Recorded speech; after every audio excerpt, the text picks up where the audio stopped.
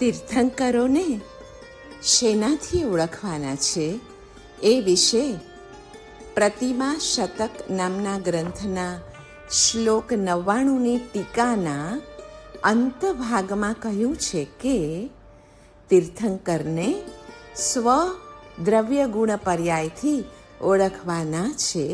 એટલે કે તીર્થંકર એ પોતાનું જ આત્મદ્રવ્ય છે, જે તીર્થંકરથી લેશ માત્ર પણ ભિન્ન નથી.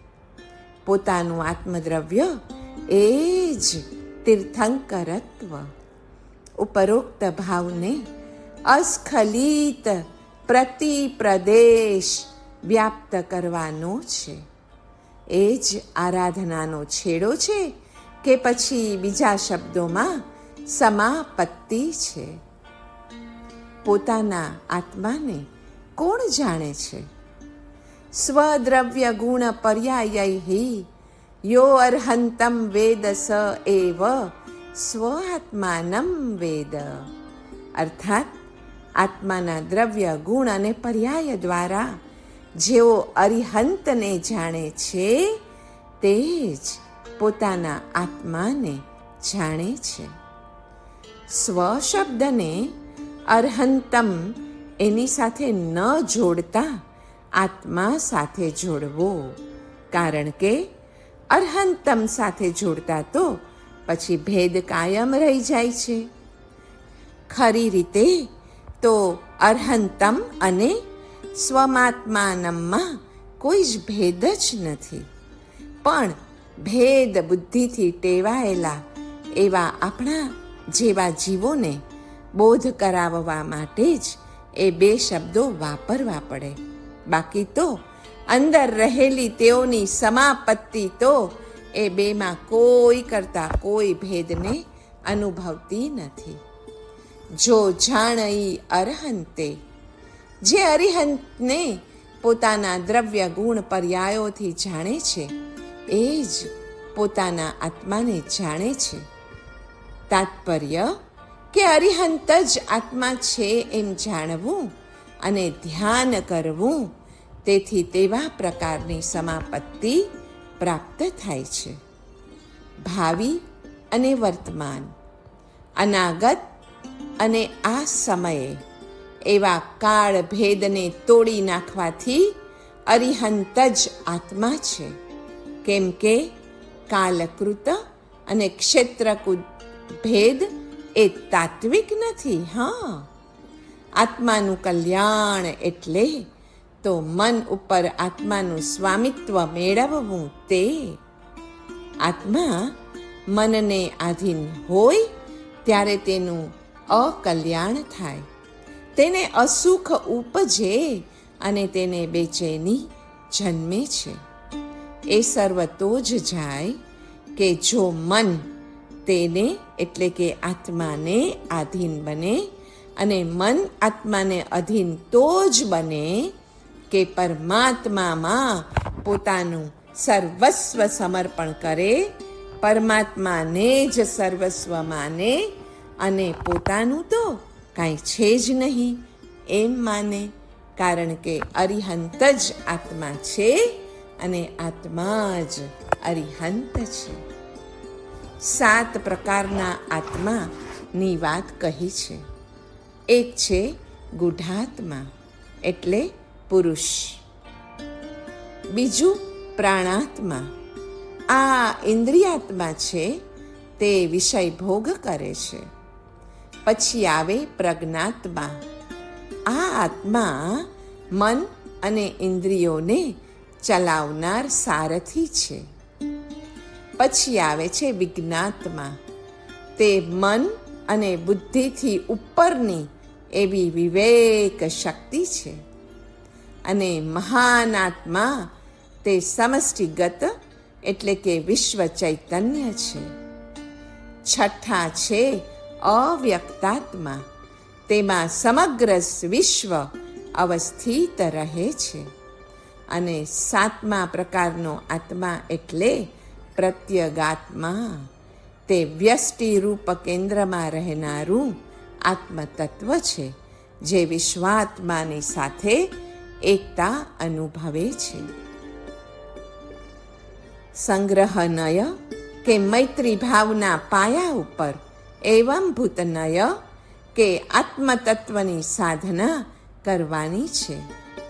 આત્મા જ સામાયિક છે.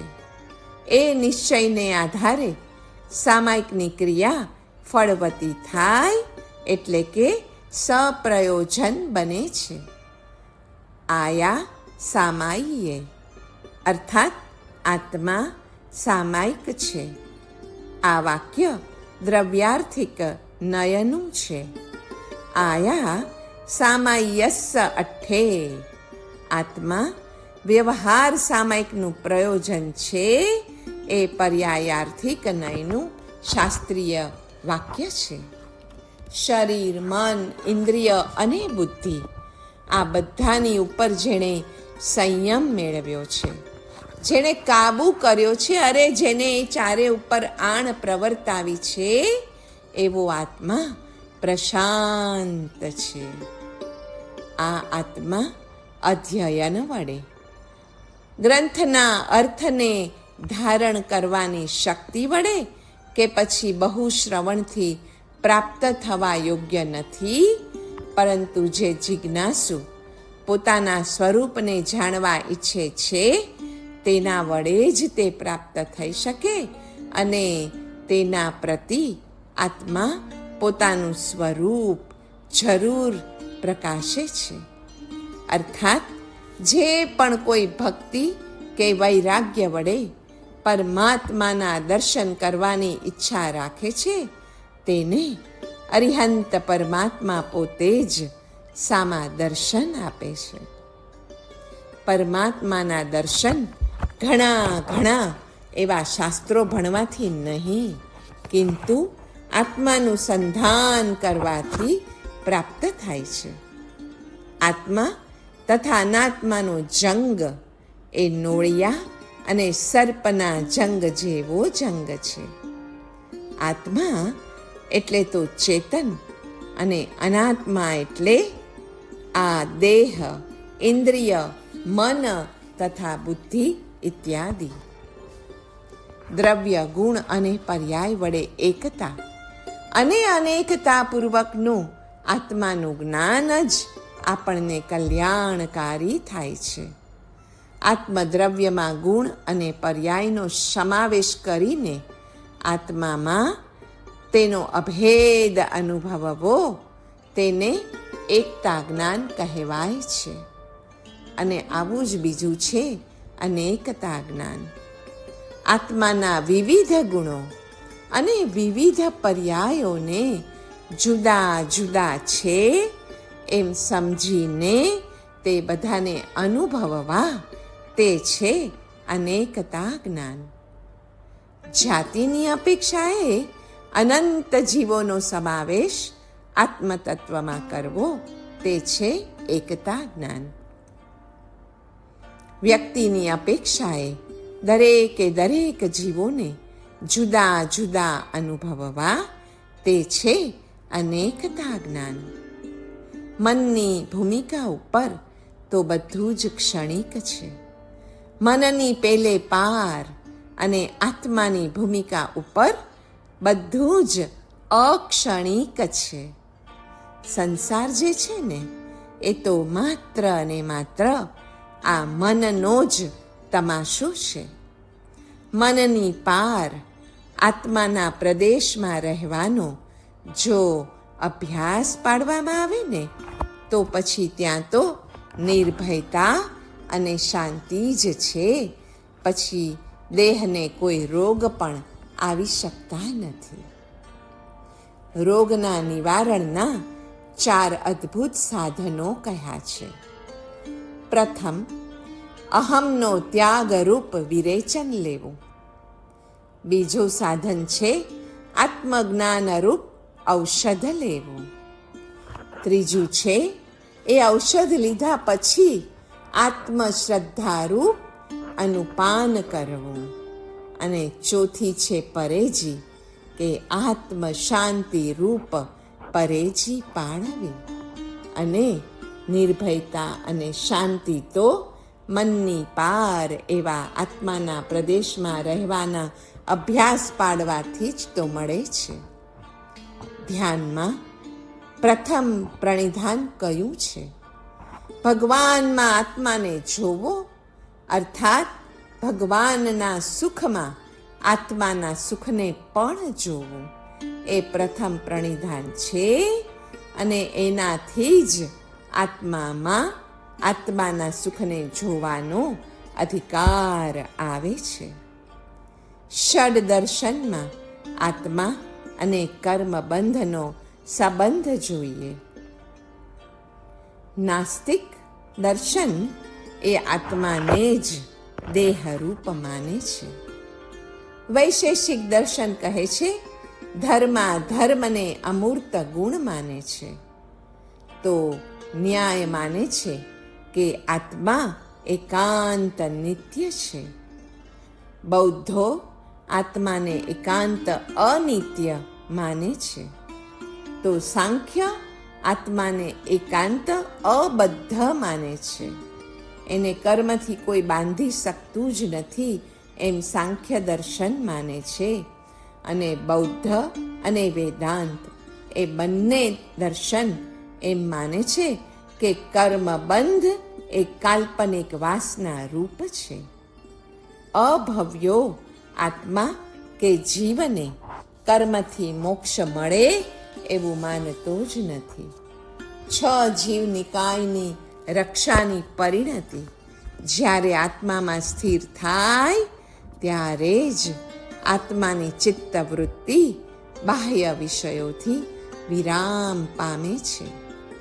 આત્મા તો એક જ છે, પણ દેહ અનેક એને લેવા પડે છે. જેવી રીતે વૃક્ષનું મૂળ તો એક જ છે, પણ તેના પત્તા અનેક છે. ધર્મ એક જ છે, છતાં દેશ, કાળ અને વ્યક્તિઓના ભેદથી ફક્ત તેના નિરૂપણમાં અલગ અલગ રીતે ભેદ પડે છે. જ્યાં સુધી સૂક્ષ્મ પણ મન, વચન, કાયા અને પવન આદિનું હલનચલન રહે છે, ત્યાં સુધી સાધકના આત્મામાં બહારથી સૂક્ષ્મ પણ કર્મબંધ અને આશ્રવની યોગ્યતા રહેતી જ હોય છે. આત્મભિન્ન એવા અનાત્મ વિષયો કે જે આપણાથી જુદા છે, તેમાં લીન થવાનો આત્મા ગમે તેટલો પણ પ્રયત્ન કરે તોય તે બને કેવી રીતે? કરુણા એ માનવ આત્માનો મૂળ સ્વર છે. ઈશ્વર કે જેને સર્વવ્યાપક કહેલ છે તે કાંઈ શરીર દ્રષ્ટિથી નહીં, પણ આત્મદ્રષ્ટિથી કે ભાવ દ્રષ્ટિથી. આપણા દેહનો દ્વેષ પણ કરવાનો નથી, કેમ કે આત્માના ઉદ્ધારાર્થે મળેલું તે એક અમૂલ્ય સાધન છે.